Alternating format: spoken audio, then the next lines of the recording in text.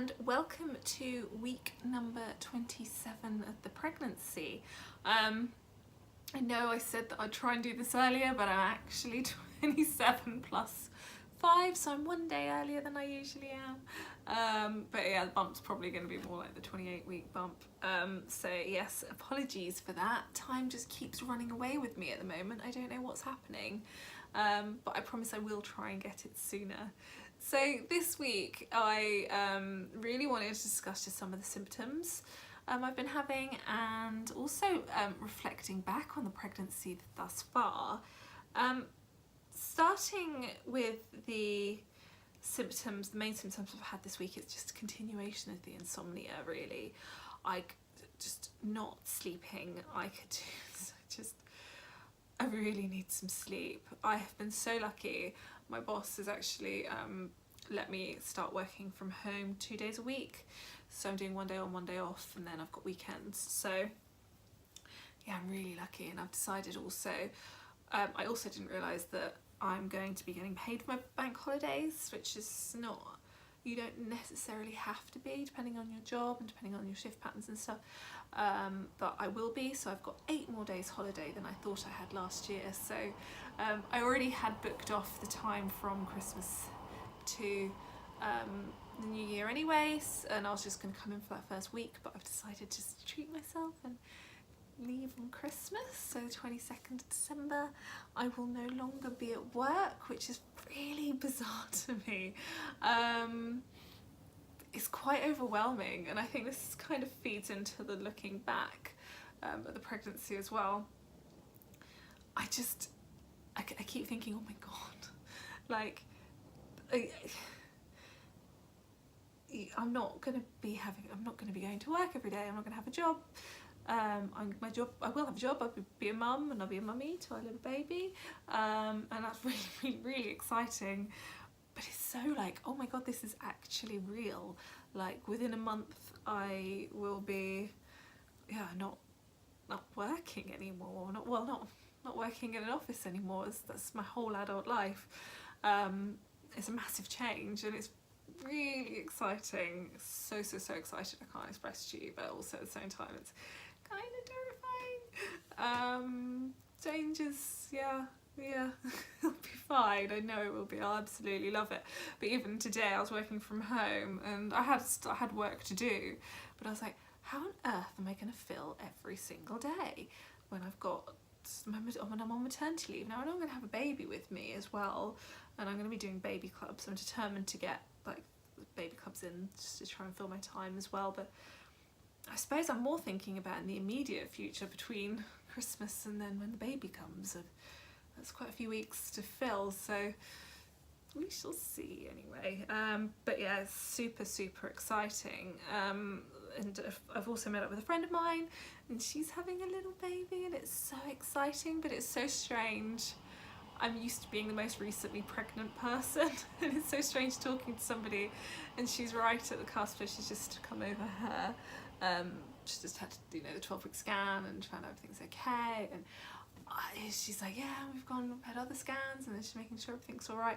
And it was so similar to my story in terms of I just recognise things of myself, like checking everything that you're eating, and also like making sure the scans are okay, and just concentrating on that initial first bit, which is completely natural. And it's so strange because I didn't realise, I don't know when I came out of it, but I just said to her, I do monitor what I'm eating, but I'm not like Googling every single ingredient on things that I was before. I'd be looking at drinks and going, well, I'm not allowed that and that, so I'm absolutely going to avoid it because it's got one little thing in it that might, be bad in one report on something very random website that has no scientific corroboration.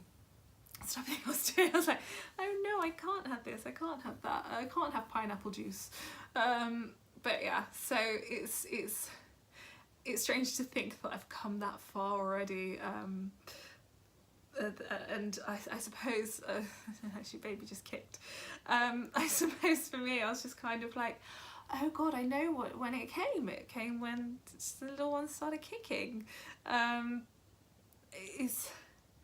You get that kind of reassurance, I guess, you're like, oh, she's in there.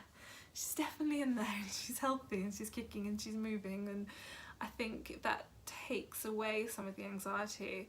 I mean, this week it did bring back some of the anxiety, because unfortunately I was listening to Happy Mum, Happy Baby podcast, and oh god, it should have come with the warnings. I was listening nice and happy, I wasn't even thinking, just typing away at work, and then it went on to the next podcast, as it does, just carries on going, and I wasn't really listening, I was half concentrating, and then I was like, something catched my ear, somebody started crying or something, and it was two mums who had lost their babies, one at 27, one at 37, I think, weeks, and the stories were absolutely harrowing. And I understand that the podcast isn't just for pregnant women, it's for mummies, and it's for all these lovely people, and you need to raise awareness, and God, it was just, you know, and both these poor women, neither of them knew why, and absolutely heartbreaking. But as a pregnant woman, scared the crud out of me. I was just, I could barely sleep that night, and I just keep on coming back and thinking about it, because I was just like, God, what if that happens? Like, neither of them knew. The babies were kicking and running around and normal and doing the things that babies do, and it just makes you so paranoid. And I was like, and then she wasn't kicking as much that day, and I was like, oh my God, maybe there's something wrong with her. Maybe there's something. It was awful, absolutely awful. Anyway, I went home. I was still lying on the sofa, nothing really happening, and just being like, I can have a drink, and she was kind of moving, but felt very sluggish compared to her usual thumping around. And then David came home, and she just loves the sound of his voice.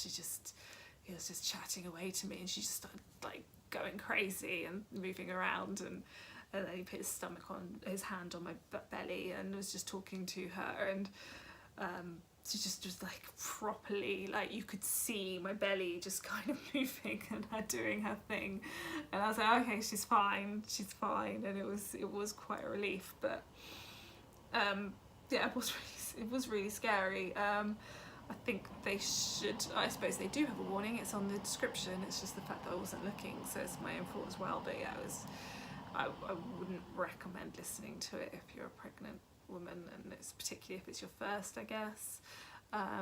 Just maybe wait until after the baby's born. I do think it's important to raise awareness about these things, don't get me wrong, but it's time and place, that's all.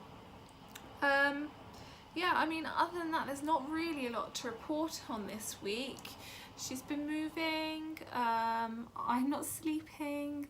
I'm lucky that my boss has let me change my hours. Now that is in corroboration with my GP, who's recommended that I do work from home. So I did have that recommendation to take to my boss. So if it's something that's you yourself are struggling at work, it's something that you might want to discuss with your GP before you approach your boss about it. So I've had this recommendation, because for me, see, I'm in quite a lot of pain with the fibroids and placenta previa, so she's lying low and lying on my fibroid that's on my cervix, and travelling an hour and a half, 3 hours each day, it just, as she gets bigger and the weight gets more heavy, it's just getting harder.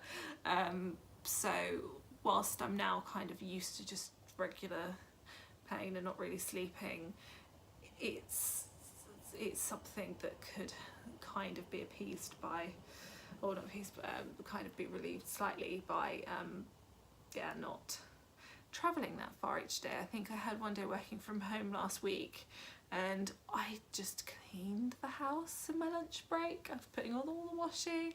I made dinner before David got home. I had so much energy, and David was like, oh my God, it's like night and day. Like, you're just, I just looked like a different person. I felt like a different person. Felt like I was back to my normal self. I was like, hello, what can I get? How are things? How was your day? And I was just so excited to see him, and I had so much energy, and I was like, I can't remember the last time I felt like this. So I'm hoping, now I have worked from home today and it hasn't had quite the same impact, but I don't know, that's probably because I didn't sleep last night at all. I'm hoping that this new shift pattern thing will start to yeah, put my body back into some semblance of normality. And it's only for a few weeks, so yeah, it's not so bad. So yeah, from me, that's it. I will do my belly shot now. So I'm feeling really big. If this had been yesterday, I bet I didn't look half as pregnant because she was in a different position, but I'm feeling huge today. So if you bear with me for 1 second. Okay. Right, just pulled these down. Okay, so that's her from the side. I feel like I've got bigger around my rib cage now, so she must have come up slightly. Yes, this is from the front, and then this is from the side here. Yeah, she's feeling like a little, or a big little thing.